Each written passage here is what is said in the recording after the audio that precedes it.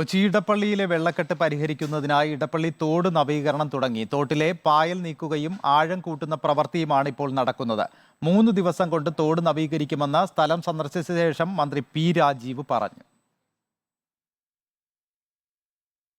ഇടപ്പള്ളിയിലെ രൂക്ഷമായ വെള്ളക്കെട്ടിന് പരിഹാരം കാണുന്നതിനാണ് തോട് വൃത്തിയാക്കുന്നത്.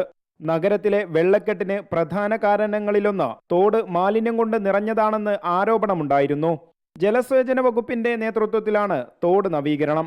3 ദിവസം കൊണ്ട് തോട് നവീകരിക്കാനാകുമെന്ന് മന്ത്രി പി രാജീവ്. കോർപ്പറേഷൻ കുറേ ഭാഗം വൃത്തിയാക്കി കഴിഞ്ഞു, ബാക്കി ഭാഗങ്ങൾ ഇന്ന് തുടങ്ങിയിരിക്കുകയാണ്. ഒരു 3-4 ദിവസം കൊണ്ട് നമുക്ക് തോടിൻ്റെ ഈ തടസ്സങ്ങൾ പരമാവധി ഇല്ലാതാക്കാൻ കഴിയുമെന്നാണ് പ്രതീക്ഷിക്കുന്നത്. കാനൽ റിജുവിനേഷൻ പദ്ധതിയുടെ ഭാഗമായി എടപ്പള്ളി തോടിൻ്റെ വികസനം അത് കിഫ്ബി പദ്ധതിയിൽ നടപ്പിലാക്കാനായി KMRനെ ചുമതലപ്പെടുത്തിയിട്ടുണ്ട്. കൊച്ചി നഗരത്തിലെ വെള്ളക്കെട്ട് പരിഹരിക്കാൻ ഓടകൾ വൃത്തിയാക്കുന്ന ജോലികളും പുരോഗമിക്കുന്നു. തൃക്കാക്കര, കളമശ്ശേരി നഗരസഭകൾ, കൊച്ചി കോർപ്പറേഷൻ എന്നിവയുടെ നേതൃത്വത്തിലാണ് ശുചീകരണ പ്രവൃത്തി നടക്കുന്നത്. ഓപ്പറേഷൻ വാഹിനി പ്രകാരം 18 ലക്ഷം രൂപ ചെലവഴിച്ച് വെള്ളക്കെട്ട് പരിഹരിക്കാനും നടപടിയുണ്ട്. റിപ്പോർട്ടർ, കൊച്ചി.